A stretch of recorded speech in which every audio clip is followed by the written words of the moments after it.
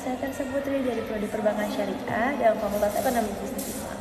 Di sini saya ingin menjelaskan tentang materi ekonomi Islam, yaitu dengan ekologi Islam.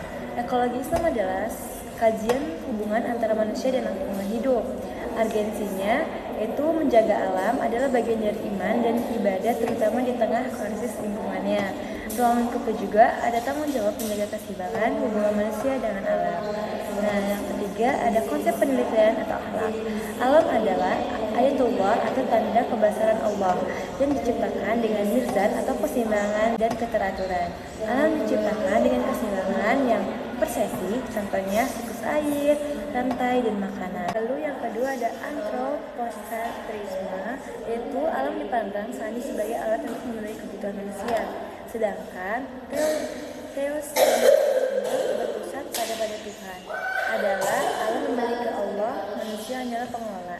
Kedudukan manusia dalam Islam adalah ABD atau hamba Allah, tunduk dan patuh pada peraturannya. Lalu ada khalifah atau pengelola bumi, diberi amanah untuk menjaganya, yang artinya manusia punya hak untuk menggunakan alam, tapi juga punya kewajiban untuk menjaganya. Jadi kita itu ada punya hak untuk mengelola, tapi kita juga harus ada untuk kewajiban untuk menjaganya. Jadi bukan untuk mengelola doang, tapi harus ada menjaganya.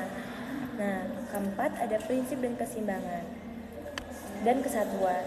Lalu ada tawazan atau keseimbangan, yaitu semua ciptaan berada dalam porsi yang tepat. Tauhid yang artinya kesatuan, yaitu seperti tidak ada pemisahan antara spiritual dan ekologis yang merusak alam dengan melanggar nilai tauhid. Lalu ada hubungan organik, yaitu Allah mencipta dan memiliki manusia dan mengelola tanggung jawab, dan ada alam untuk amanah yang harus dijaga.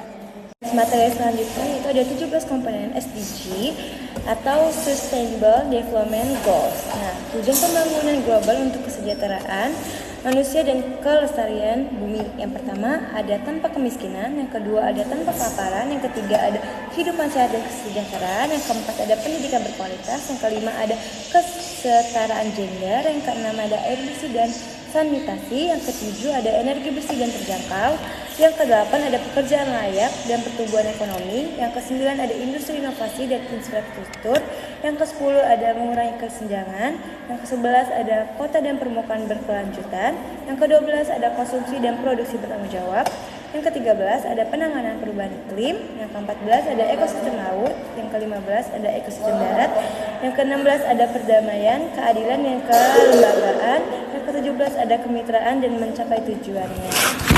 Lalu ada materi kedua yaitu analisis kemiskinan dan solusinya.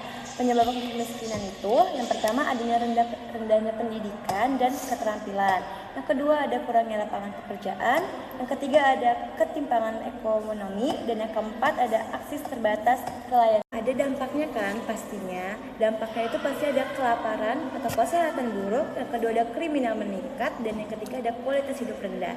Nah, kalau ada dampak udah pasti ada solusi nggak sih?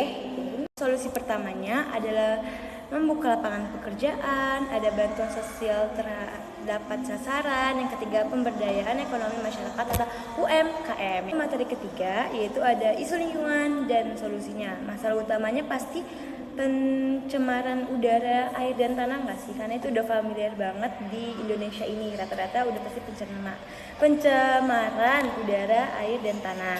Nah, yang kedua ada sampah plastik yang berlebihan, itu udah pasti juga kan, karena kita sering beli jajan yang ini dari plastik kayak es cekek contohnya. Yang ketiga ada penebangan hutan, yang keempat ada perubahan iklim. Nah, utamanya udah pasti ada dampaknya nggak sih? Nah, dampak dari pencemaran udara dan air dan tanah dan sampah plastik yang berlebihan itu udah pasti banjir kan, karena pasti bakal tersumbat dari sampah-sampah itu. Yang kedua ada kerusakan ekosistem, dan yang ketiga ada gangguan kesehatan manusia, karena kalau udah pencemaran pasti kita bakal kelihatan kumuh dan itu banyak kuman banget nggak sih, ya kan? Nah, lalu ada solusinya nih. Nah, solusinya itu ada reboisasi, yang kedua ada menggunakan energi terbang, ya ada mengelola limbah yang baik, dan yang keempat ada edukasi dan kesadaran lingkungan. Pastinya itu materi dari saya akhiri. Wassalamualaikum warahmatullahi wabarakatuh. Dadah.